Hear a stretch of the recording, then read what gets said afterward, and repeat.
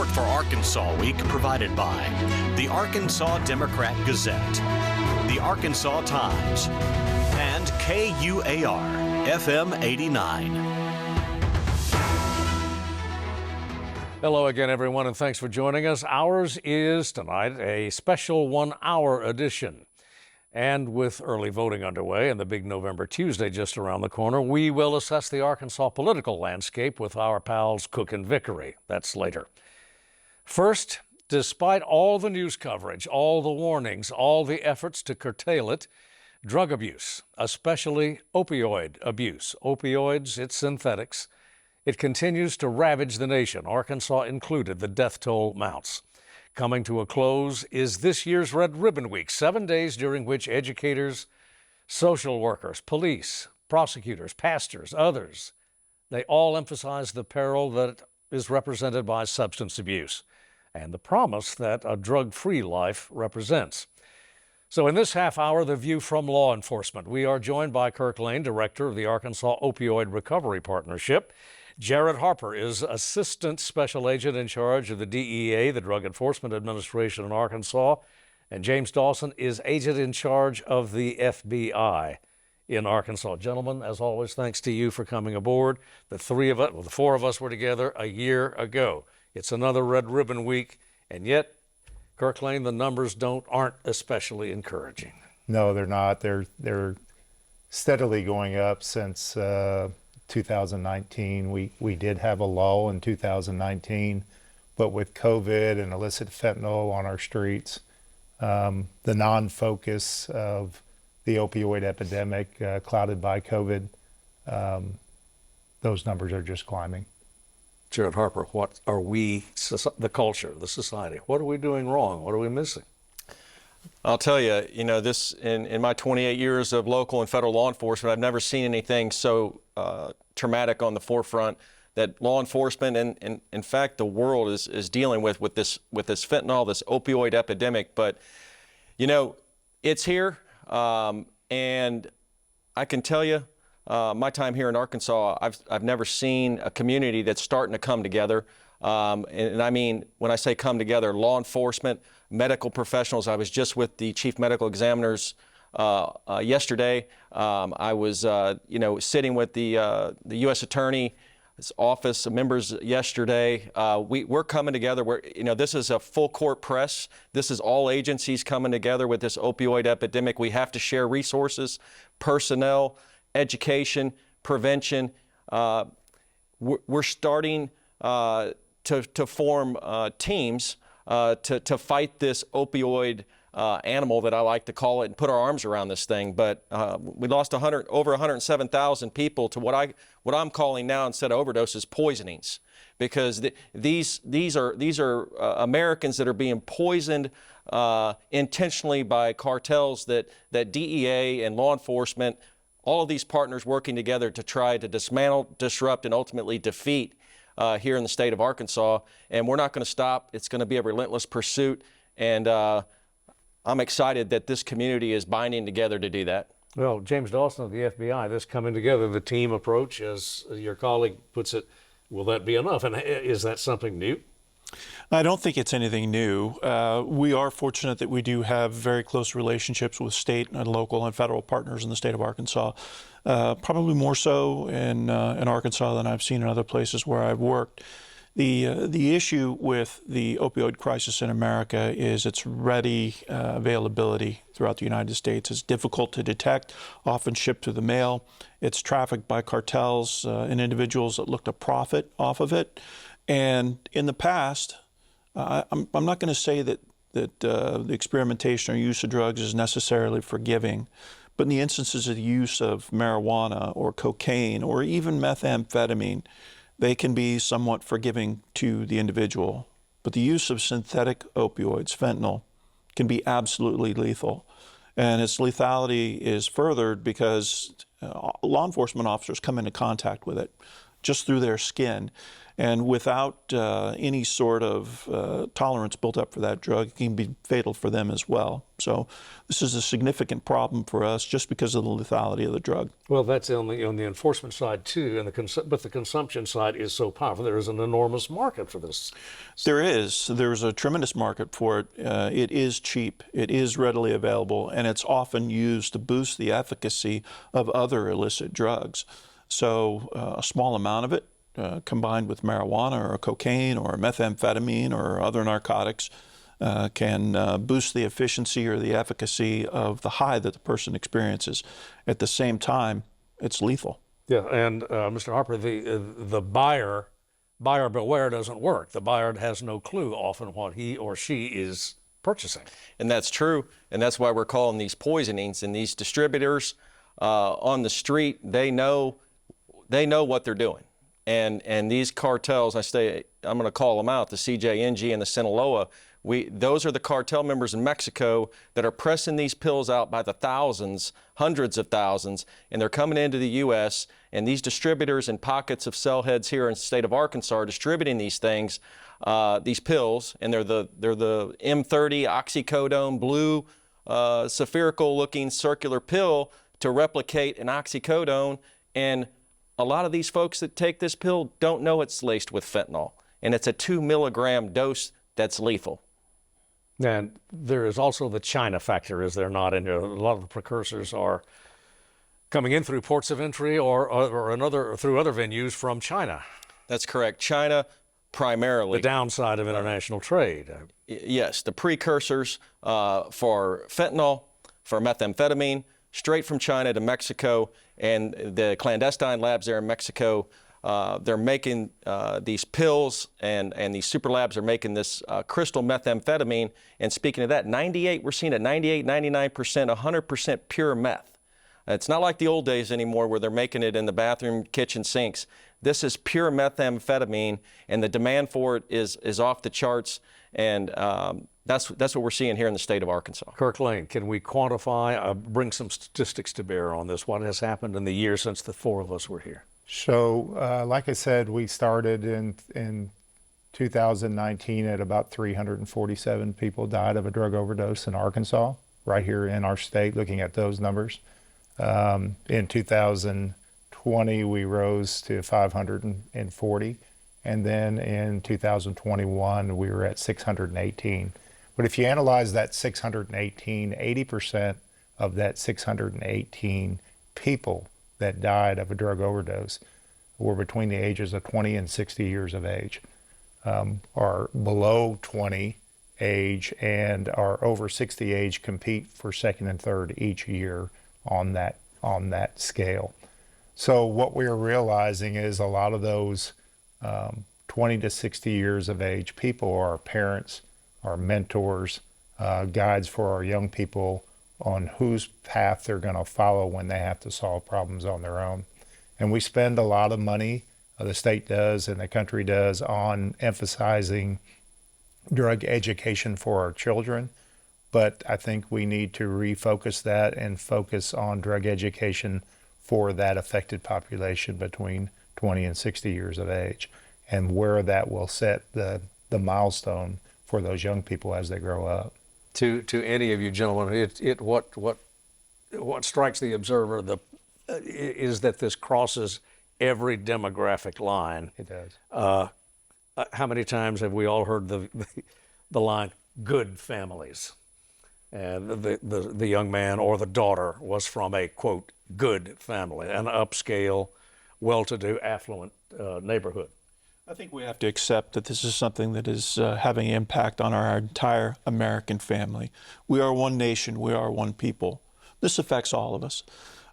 It perhaps does have a disparate effect upon individuals that are experimenting with it. I think that there's a confluence of several issues related to the opioid epidemic that exacerbate the issue. The ready availability of narcotics on our streets that's not in dispute at all. The fact that it has an impact on some of our more metropolitan areas, I don't think there's any discussion in that at all. I think that it's going to continue to take a multidisciplinary, multi-agency approach to be able to work with families, work with communities, to be able to educate them on the dangers of the use of drugs, and also to lower the availability of it by introducing accountability to those that traffic these drugs on America's streets. Yeah, Mr. Harper, be remiss if I didn't bring up the notion, the concept. We are talking in some circles anyway, public policy circles, about decriminalizing to some extent our controlled substances laws. Your thoughts? I'll tell you, when it comes to the stream of narcotics and decriminalization, in working in this field for 28 years, they all have just a horrible effect, and that's on not just the user, but the community has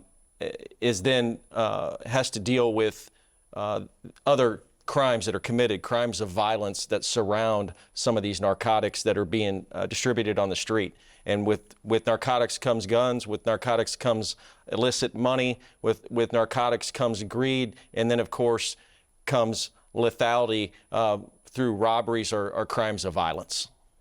Are we overemphasizing law enforcement at the expense of other avenues like Kirk treatment or regarding the whole matter of addiction as a disease rather than primarily a criminal justice problem? So Steve, you know, in my tenure as law enforcement and then as the former state drug director, I worked with recovery programs all the time. And what I found in those programs is most of the people that were going in to find treatment and recovery were led there by some type of law enforcement intervention, whether it be law enforcement or the judicial system intervened in their lives, and that was the catalyst that got them to go to help. So if you decriminalize or you take the law enforcement aspect out of the problem, you actually make the problem worse. And if you look at states that have ventured into decriminalization, you're seeing just that.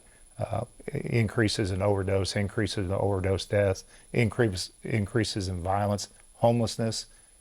It's not a good experiment. And what we need to embrace is not leave it all to law enforcement, but it needs to be an all-in approach to solving this problem. Yeah. James Dawson, the Bureau, you get the last word today.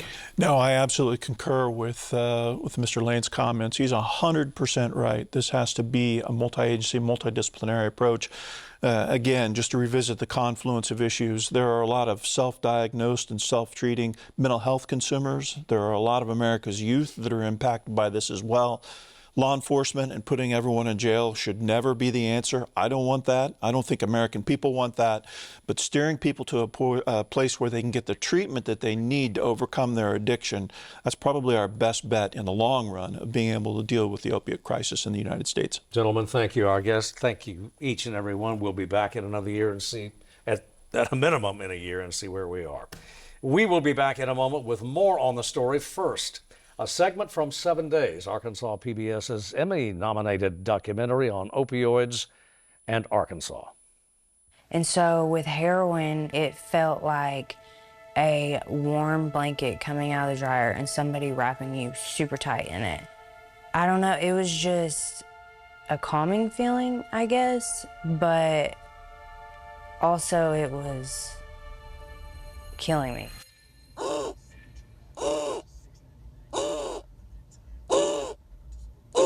Michaela!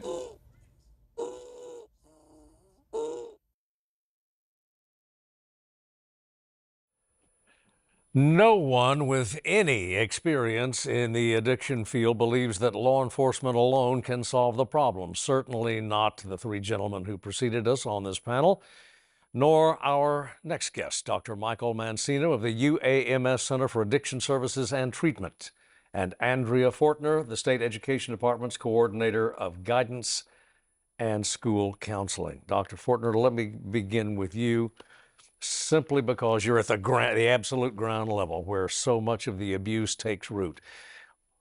What can the state do? What is it doing? And can it work?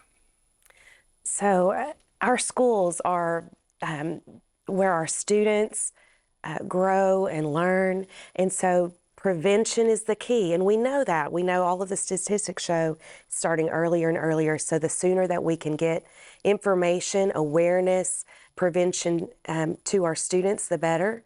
And we lead a lot of work through our Red Ribbon Week campaign. But not only that, our school counselors, our social workers, our school administrators, our teachers are leading work K-12. There's no too early age. Even some of our preschool are participating in Red Ribbon Week when we have a moment to focus all of our attention on drug awareness and prevention. And so we have that campaign, we send that out.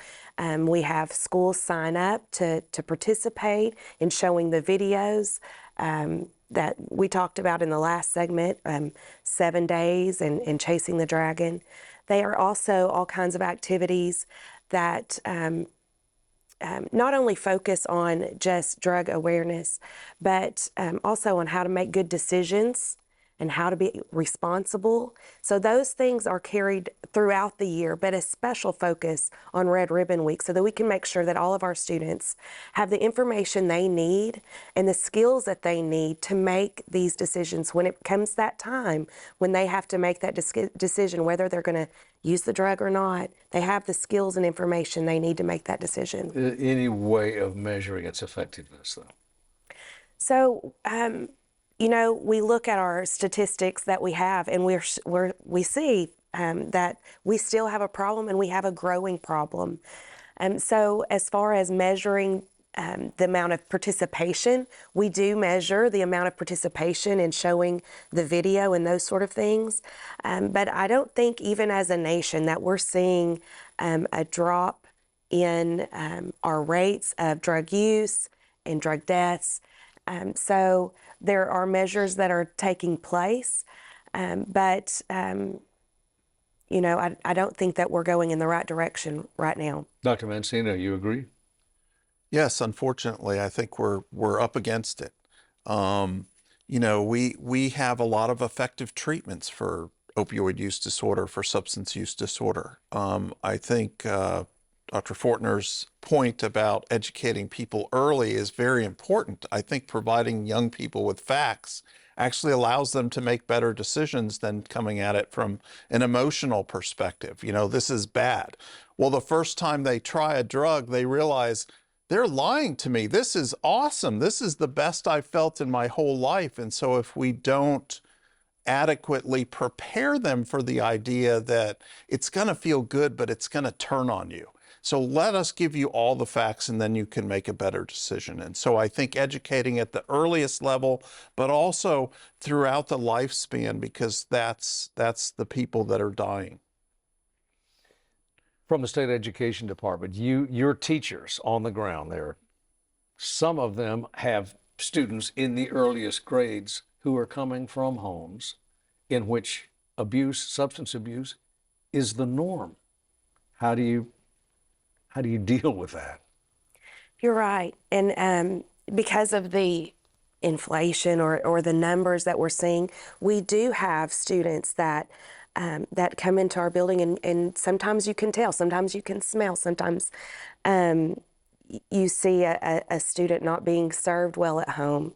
And so there's, you know, different things that we do to help nourish that student, help provide what they need at school. But also, you know, if we feel like that child or that student is at harm, then we obviously would make the hotline call to keep that child safe, because some of those situations that they're in are unsafe. And sort of a mandatory reporting. Yes, right. Go ahead. Mm-hmm. But there isn't anyone, and I probably could ask anyone watching today, there's no one that's not affected by drugs in some way. They either are dealing with it themselves, they know someone in their family, or someone in their family is affected by it, and our students are no different. You are right. They are coming in and they are being affected by drug use. Either it's themselves, a family member, someone outside of their family that they're close to. Everyone is affected by this problem, and so we have to discuss it, and we have to help students realize but all of the factors that are involved in it and have all of the information. A lot of them are seeing the effects of it firsthand and contribute to that conversation. when we're having drug awareness activities at our school. And they can also tell you the traps that are set that happen because of that drug use. So it is something that we do face in our schools, having those students that come in being affected already by drug abuse. And Dr. Mancino, as we were discussing prior to the broadcast, the key here is whether the patient, the user, is ready to accept assistance, wants help, and is ready to commit to a recovery program. Right, and That's so the huge stumbling block. it seems like it is. Like I said before, we have lots of effective treatments, right? But our biggest struggle is we cannot keep people in treatment. And sometimes it's their family that says, how long are you going to be on that medication that's helping you to stay sober? Can't you get off of that medication? We don't ask patients with diabetes, how long are you going to be on that insulin before you can get off that insulin? Well, this is just as life-saving a medication that we have for opioid use disorder, that people that care about these people are trying to force them out of treatment. We have some discrepancy in the recovery community about whether or not a person on medications is truly sober. I think that that's a problem. That creates a conflict within that patient that may be ambivalent to begin with. And so we really need to be supportive as a community, as a state, of effective treatments that we have available to us, and that includes medications for opioid use disorder. Well, doctor, that resistance to treatment protocols, treatment pharmaceuticals, even does that not suggest then a reluctance or a resistance to accepting addiction as a medical disorder as opposed to purely a criminal justice violation? Well, I think that most people would say, yes, we understand it's illegal, right? But they don't see it as a medical condition, right? I view addiction as a brain disease with a behavioral component. In other words, a person with diabetes has a blood sugar problem with a behavioral component. And so if they eat a dozen donuts in the morning, their blood sugar is going to be 400, and that's going to be a problem. Well, if you have a brain disease that makes you crave opioids, you have a decision to make. And so that becomes very challenging, but it also becomes challenging when our society views it as a moral failing or a personality problem rather than what it really is, which is a brain disease with a behavioral component. Yeah, Ms. Fortnum, I believe you're instructing your instructors that there are red flags among students that they should be on the watch out for. Right.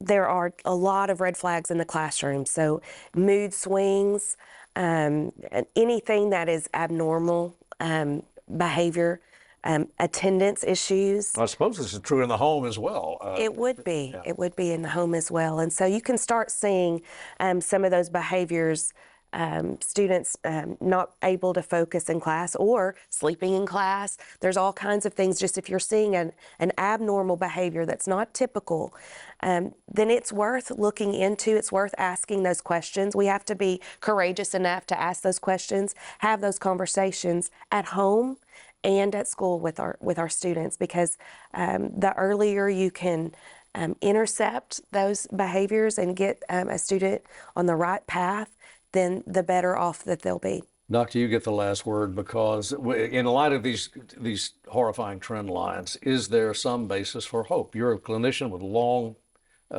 practice in addiction disorders.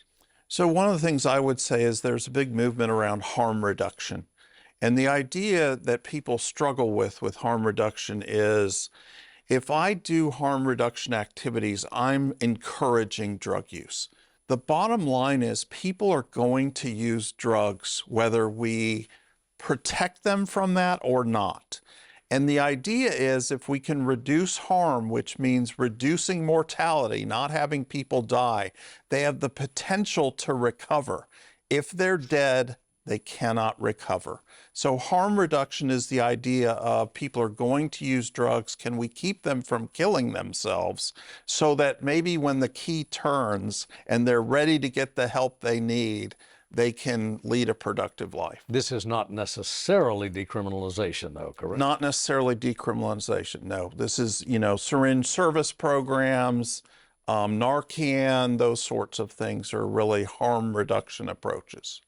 All right, to our guests, Ms. Fortner, Doctor, thank you very much for being with us. Thank you, and Thank you. Come back soon. In a moment, an updated take on Arkansas politics, but first, we close this half of our special one-hour edition with another segment from the Arkansas PBS documentary On Addiction, 7 Days. When we started, all the people I did drugs with, there was 20 of us. There's 4 of us left. Can you make it somewhere to get some help? Drug use, overdose, it does not matter who you are, where you come from. It doesn't matter how old you are, what color your skin is, how nice your house is, how much money you make. I think we're just in a crisis situation in our country.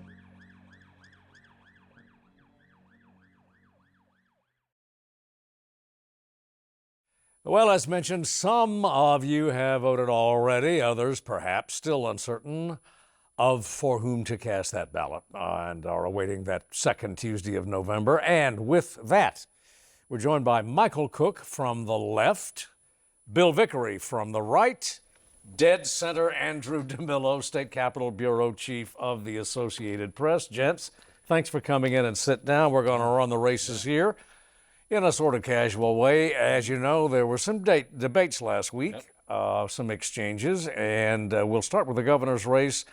The question was at one point put to the all 3 candidates, their credential, what qualifies them for the job of Chief Executive of the state of Arkansas. Here's an excerpt from their replies. I think one of the biggest things and one of the most important qualifications of a leader is being prepared for things that you have no idea are coming your way. Anybody can talk about specific policies and the things that they want to do, but the real test of a leader is when they're challenged with things that they never see coming. The governor's position is certainly multiple role. It has multiple roles. One of those key roles is an executive. I am the only candidate on the stage who's run multiple multi-million-dollar organizations. One has to know how to set budgets, how to manage individuals, how to set a vision, and then how to set a plan to realize that vision. In leadership, it takes a milieu of different skills. Not only do you have to be strong, but you have to have compassion. Be firm, fair, and consistent. Well, guys, I don't think there were any surprises. Bill Vickery? No, it also not in that exchange or the other. Exactly. Listen, I appreciated what Sarah Huckabee Sanders said about being prepared for things that you don't think about and having a crisis foisted upon you. I think that's been pretty obvious over the last few years with what we've gone through as a nation and as a state. And I appreciated what the Democrats said too, almost sounding very Trumpian there. Like, as a business person, I've ran these things and I've set budgets and I've done those kinds of things too. But I think pretty much all spot on. All right. It's one of those elections where nobody gets to run on experience in the context of, I've been a state representative, I was a state senator. This is the first time I can't think of the last time whoever's going to win will never have been elected to office. No elective office? And that's, Frank White was maybe the last time that has happened in Arkansas politics way back in 1980. That's a new thing where you usually have to kind of pay your dues and run, serve in some kind of elected position, but this is the first time. So it was a good debate. I enjoyed hearing both from Sarah Sanders and Chris Jones. Wasn't a lot of fireworks, but they don't always have to be that way in these debates. It was good to hear their policy positions. Andrew DeMillo, was it a good debate? Any thoughts? Well, I don't think it was a debate where we really saw, as we said, not really any surprises there. I'm not really sure if there was anything from that debate that really moved the needle that much. Sarah Sanders clearly went in wanting to talk a lot about her education plan because that was something that she brought up in a lot of her answers. Chris Jones really did not try to engage too much with her. Went after her some. I don't think she really even acknowledged him in it. We heard some of her familiar talking points, talking about, fighting against Washington, fighting against radical left, things like that. But there really wasn't anything that really would have been kind of a gotcha moment or kind of a stumble for either one of the candidates. And there were some interesting parts of it. One of the things that stuck out was, of question about media access that seemed to be kind of directed toward Sanders not doing much in terms of local press, local interviews, and really kind of defended that practice and kind of indicated that that's going to be an approach that she's going to stick with for now. One of the questions that's buzzing around in the political circles of Arkansas is what will her percentage be? It is widely perceived that obviously she is the front runner for the great. What's her percentage going to be? And that she is likely to underperform based on Republican results over the last couple of 4 years. Bill? Yeah, I think generally, folks throw around 65% as kind of a bellwether mark. You get beyond that and it's almost cartoonish, and it's not. I mean, it's not going to happen. You wouldn't think it wouldn't happen. But that's a big number. I mean, 65% is a big number in a general election campaign. And I realize, look, I think it's not a matter of if, it's a matter of how much. That's the reality. That for all these Republican races, that's really what it boils down to. But that 65% number, I mean, if this were a college football game and we were setting the line in Vegas, I think that's probably where people see kind of the top end. Yeah. Michael? In the grand scheme of things, you're right. She is the front runner. I think we kind of know which way it's going to happen on election night. But I think the problem she has, Talk Business just released a poll that had her at 51%, Chris Jones at 41%, and this is after her spending $13 million. I don't think she's really connecting with the voters of Arkansas. Look, it's a Republican state, it's a red state, so on and so forth. But I think the problem is she's gone too far to the right, too much red meat to the base, leaving independent voters kind of out in the cold. And then finally, I think people get a sense of that she doesn't really, she's not connecting. I mean, like last weekend, she was campaigning in Iowa for another candidate, and that kind of shows how much she really truly cares about, Arkansas with her national ambitions. I mean, 2 weeks before the election, and you're just happen to be in a presidential caucus state instead of your own state running for governor.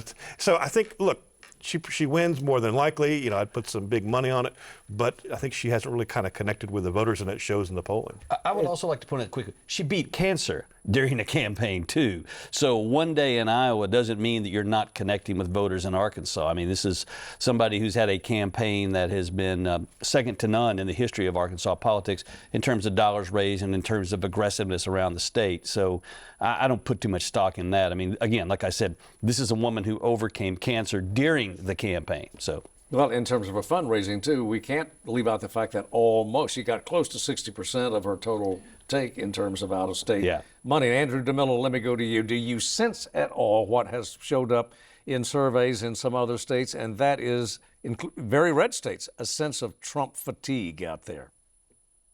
Well, certainly in other states, our neighboring states, Oklahoma and Texas, we're seeing governor's races that look a lot more competitive. And that's the thing that kind of stands out with Arkansas is all the public polling in this race, even the race showing it, favorable to Jones, it's still a double-digit race for her. And so that's kind of the interesting thing of it is, how, considering how polarizing of a figure she is, it's going to give us indication, or could give us indication of just how much that may not really matter with a very red state right now, especially when you look at states like Oklahoma and Texas that are also very conservative states. Yeah, and there's this also. I mean, with all of what matters anymore? I mean, what really matters to voters? What are they looking at? What does move the needle, Bill? Yeah, I mean, I think, look, you have a significant percentage of the public that's been disaffected, that they have been let down by the public institutions that they believed in for a long period of time. And they've seen their schools decay, their roads crumble, they've seen crime spike. All the things that they placed their faith in have let them down. And in the last 4 or 5 years, they've been reacting at the polls, and that's benefited, the so-called Trump wave and when he was elected in 2016. I tend to think that those voters are out there and they're still engaged and they still want to see some results. And that's why I think it'll be a big night for Republicans. I think it'll be a bigger number than we anticipate, because I think those folks want to see something. They're voting the hopes that something's going to change and that these institutions will work, as opposed to just generally being upset at the incumbents. Okay, move on to another race, and that's Lieutenant Governor, an office that has no inherent power, but very competitive. Michael. Yeah, I'm the former chief of staff for the last Democratic lieutenant governor, so I know a little bit about that office. It's you have two candidates. You have Attorney General Leslie Rutledge versus Kelly Kraut, a social worker from Southwest Arkansas. Latest public polling shows that Rutledge is far ahead. I think that race is pretty much a foregone conclusion. Frankly, I think we should combine the lieutenant governor's office with something else, because lieutenant governor has no real job. It's time to kind of really take a serious look at that office, no matter who wins it. Yeah, and Andrew DeMillo, we had certainly one party's nominee had an exceedingly high profile earned over the last 8 years. Yeah, definitely. And I think the big question is, if Rutledge does win this, what happens with that office? How does she approach it? Because she's going to be going from a massive office, huge number of staff, and a lot of areas for her to play a role, to what is essentially the symbolic office that's one of the smallest offices in the state capitol. What does she do? What does she do with that? And kind of how does she keep that same profile that she's had over the 8 years in a much more limited capacity? Okay, on to the office that she is departing, and that's Attorney General. And here's a clip too. There was a little spice in the debate. My vision for the Attorney General's office is to return that office to being one of the top law firms in the state, to remove the politics, to not be a partisan political shop, but the best law firm in the entire state of Arkansas, representing the interests of Arkansans in courtrooms around the state like I've been doing for 23 years. Another thing I'd like to change is that the advertisements that our current Attorney General and past Attorneys General have run in this state, ostensibly for public service announcements, that they've often been partisan and political. Anybody that knows me knows that I'm going to do things the way I do them and not copy. In the Army, we have a saying, after you analyze the way something is conducted, we ask, do we improve it or do we sustain it? I think there will be things that I sustain, but there are also things I would do differently. I believe that the ad campaign, particularly the public service announcement campaign that cost millions of dollars, was a waste of spending, should not have happened. Shall not speak ill of another Republican. Well, it was interesting that they're both criticizing incumbent Leslie Rutledge. She spent literally millions of dollars on television, radio advertising, digital advertising, with her face giving these public service announcements, and clearly it was just designed just up her profile. But it's interesting, no Republican criticized her when it was happening. It's just now when they're running for office is when now they have certain problems with it. Yeah, and Mr. Griffin put a bit of distance between himself and his fellow Republican, Ms. Rutledge, on the matter of all the lawsuits that she's filed, Bill Vickery, against the administration. Yeah, look, Tim Griffin is going to do things, as he clearly pointed out. He's going to do things as Attorney General his way. And I think he's coming to the office with a very specific vision. He spent a lot of time in Washington as a congressman, serving as lieutenant governor in a small office where he's had to bootstrap his own. He drives himself. I mean, he's not a guy that puts on a lot of airs. What you see is what you get. I tell people all the time, you get 110% of Tim Griffin 100% of the time. And so I think he has real clarity of vision of what he wants to do with the office and how to take it. And I think he's going to be spectacular. Yeah. Andrew DeMillo, any quarrel with that? What's your take? It was striking just watching that. You would think that both of them were running against General Rutledge, the way they were talking about the ads and going after them. But also, that's one of the big political tools. The others are the lawsuits that Rutledge has signed on to. These are two big tools of the Attorney General's office that they're saying they would not engage as much. So it'd be interesting to see what happens with that office as well too in the future if you take those away. Now, have we seen, do you think, gentlemen, the absolute last? Well, it's been years since we had a lieutenant governor who presided over the Senate and went home at the end of the day or the session. Well, I do think you got to look back. I mean, there's Governor Jim Guy Tucker, who became governor from lieutenant governor. Mike Huckabee became governor from the lieutenant governor's office. We've had a propensity to see these guys elevate themselves fairly quickly over the last 2.5 decades. Or be elevated. Or be, yeah. And so I take a little bit of pause when I see people want to do away with the office and talk about the uselessness of the office, because those things happened and they were very real. Those people had been voted on and voted into office. And I just would say this. I think that's important, that the public has had a voice in who succeeds whomever the governor may be, if and when something like that should happen. I do think that's important. And I would just say one last thing about the outgoing Attorney General. She's going to win, and she's going to win with a big number. And so her lieutenant governor's campaign is reinforced by her tenure as Attorney General. All right, Michael. It's it's an important office. Like, I agree with Bill in that, the voters should have a right to vote on it. Well, they do. They do. But they should be combined to give them something to do, because once you're there, you get to preside ceremonially over the state senate, but you have nothing to do but call the governor, ask how they're feeling every day. I mean, that's just that is it's a little macabre. You're right. And on occasion, the governor has declined to take the call. Right, exactly. Yeah. Okay, moving on to the United States, the other big statewide race. Mm-hmm. How much of a race is it, Michael? It's not much of a race. I mean, Natalie James is a great person doing all that she can, but it's sadly it's a foregone conclusion. Bozeman has all the power of the money and the incumbency in a red state, so I think we know what's going to happen election night. Yeah. Oh yeah. Again, it's just a matter of how much. It's not a matter of if. It's a big win for John Bozeman, and I also think it is. He stands to, if Republicans do take the Senate back, he stands to become chairman of a pretty powerful committee in Washington. So I think it's a moment in time for him to reflect on his career, but also look forward, and the opportunity to do some real big things, both for the country and for the state. Yeah, Andrew DeMillo, in watching Ms. James on the stump, or at least in the debate the other day, a lot of people were. She was very articulate and seemed to be very well schooled on the issues. There was, at the end of the debate, something of a real dispute between she and Mr. Bozeman, but nonetheless, she seemed a most articulate candidate. Yeah, and I think that's the big question with a lot of the Democratic candidates right now is, how much of a bench is the party building for future elections? Are these candidates who are going to try again 2 or 3 more times and kind of see if they can kind of build up that support, which is what we saw with our current governor on the Republican side. So that's kind of the thing to watch after this election, is to see what do they do in terms of building a future for other office if they do not win these races. Yeah, and Natalie James would be one of them.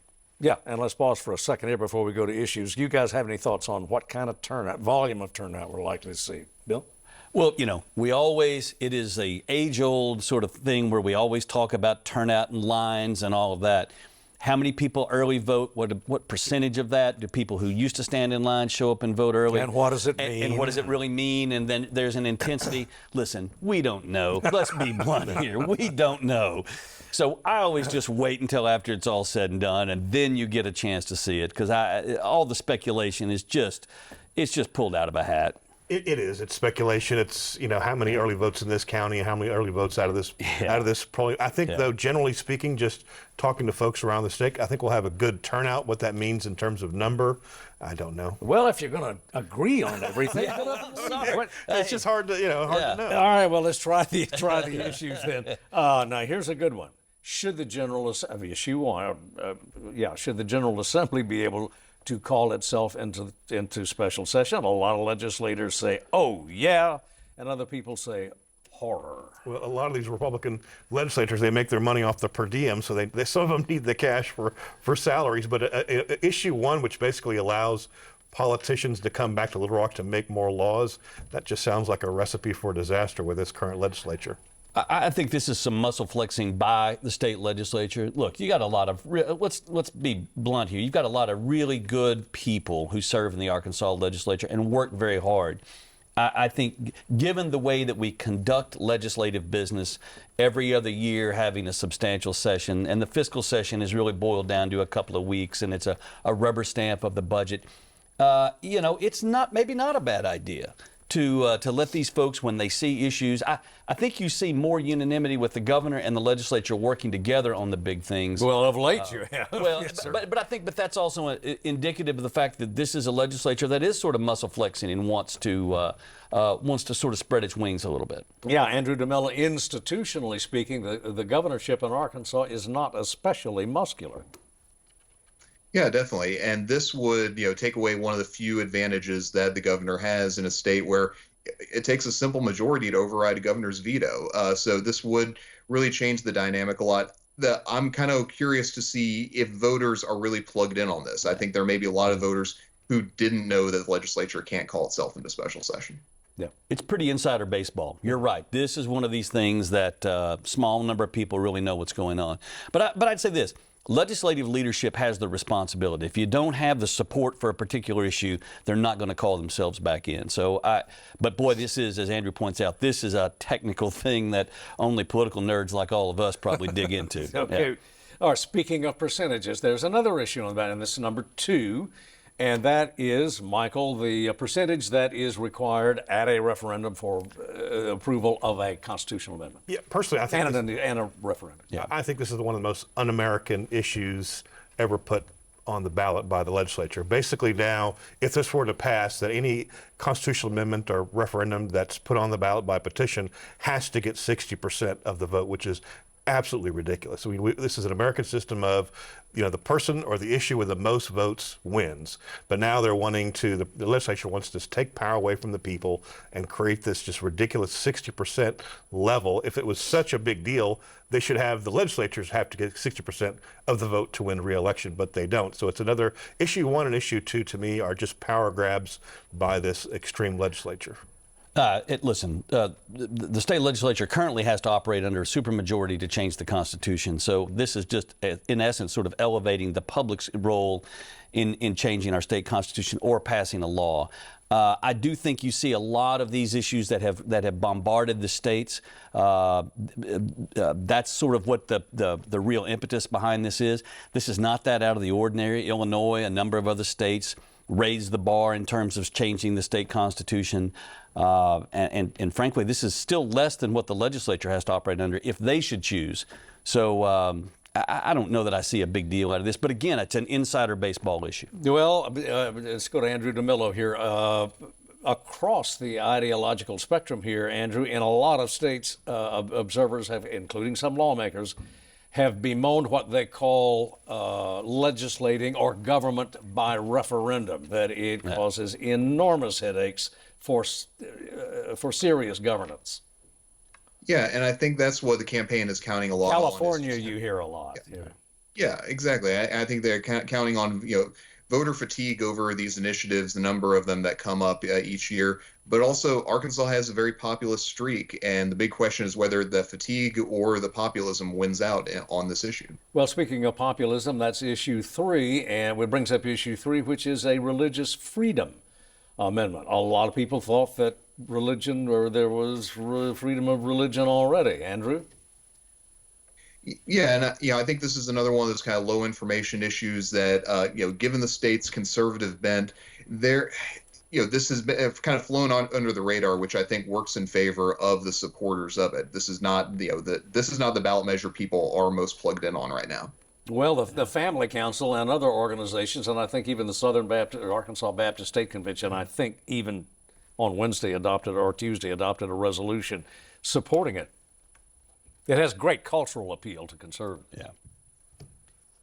But, what I find interesting about this is, so of these 3 amendments combined here, I'll refer to that by the legislature, where's the momentum coming to pass them all as a block? I don't think you see a pick and choose smorgasbord sort of thing here. I think it's either an all yes or an all no. And in many ways, the marijuana issue may be leading the charge in terms of the all yes or all no. And over the past few years, we've seen it tends to fall one way or the other, and it really is not a rifle shot back and forth, but they either all pass or all fail. Yeah, well, let's stay with 3 for right now, Michael. 3, it seems like the classic case of the solution and looking for the problem. I don't think it's needed, but it probably passes in this conservative state. So. Well, some of the opposition said this is an invitation to litigation. Mm-hmm. It's so vague. How do you decide what is an infringement on religion? Oh yeah, no, I think that is a good point. We'll be in court in some form or fashion once this thing, if it does pass. Well, we're a nation of laws. Right. Now to marijuana. Yeah. Okay. Yes. Vickery? I will withstand the push inside me right now to talk about a grassroots campaign, Steve. Say it again. Nobody laughs. So sorry. Look, I think bottom line here, I think this is an issue that passes. I think it doesn't pass by as much as we thought it was going to initially. But I think this is an issue that's driving people to the polls because of the campaign, because of the controversial nature of the issue, a very high-profile campaign. But I think this is one of these things that passes. Well, pause for a second. Bill, what is at work here? We've talked about what a culturally, socially conservative state we are. What, 6 years ago we legalized medicinal marijuana. Now we're back with recreational marijuana. I think it's an individual rights sort of thing. And I think those are Trump voters that are showing up. I think they're motivated by individual rights. I don't know that I believe that a lot of the political arguments work, that the advertising is put forward.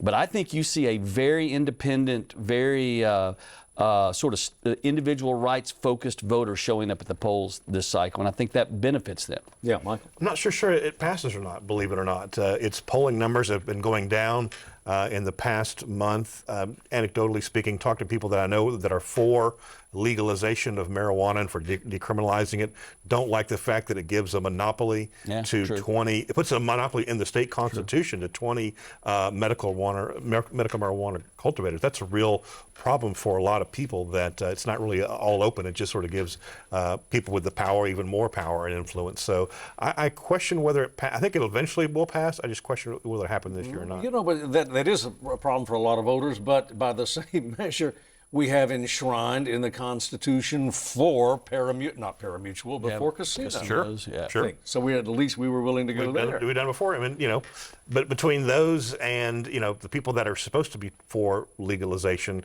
if they're having qualms about it, that's what makes me give pause to whether it passes or not at the end of the day. Right. All right. Andrew DeMillo, your take. What do you see in that? There are 5 states with recreational marijuana on the ballot this November. 4 out of the 5 of them are Trump states, very conservative states. The results, I think, on election night could end up showing, just how much this issue cuts through on both parties and how much openness there is, even in really conservative parts of the country. And Arkansas could be a part of that.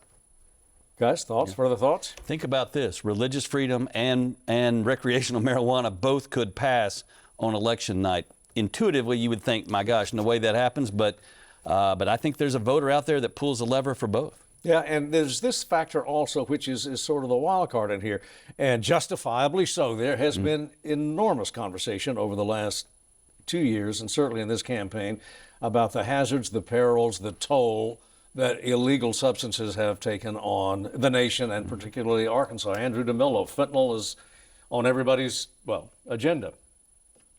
Yeah, definitely. I think that kind of fits in with this. Part of the issue that comes up, though, is you have this unlikely alliance between social conservatives and some marijuana advocates who are opposing it for very different reasons. And so you're getting some mixed messaging on it, where some of the opponents are talking about how it could create addicts, where some of the marijuana advocates are saying this is too limited. It doesn't go far enough. And so that's one of the issues that kind of comes up with the opposition on this. Yeah, Andrew, let's switch gears a little bit. How national has this election, these campaigns been so far? This has been, incredibly nationalized election here in Arkansas. You've got a candidate for governor who was, the face of the Trump administration, and she's proudly nationalized the race. And I think that's attracted a lot more interest, despite the polling numbers showing it not being an incredibly competitive race.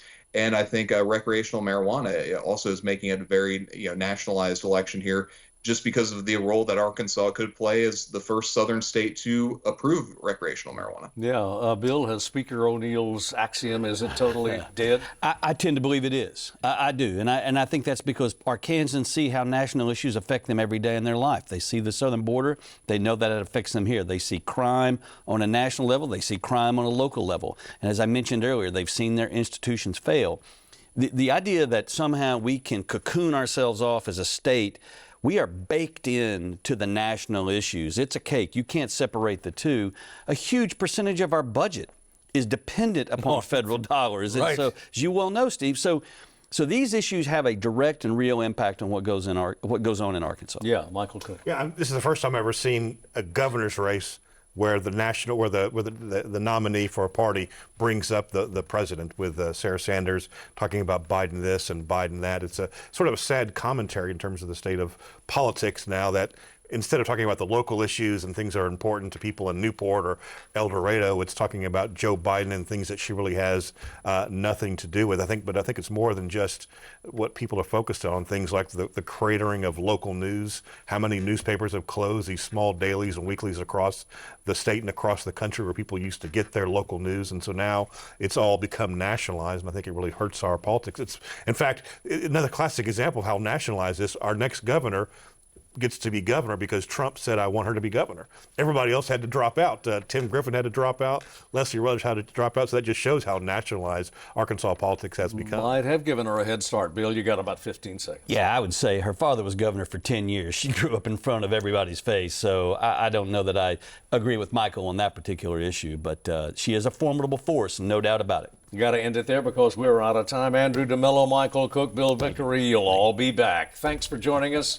See you next week.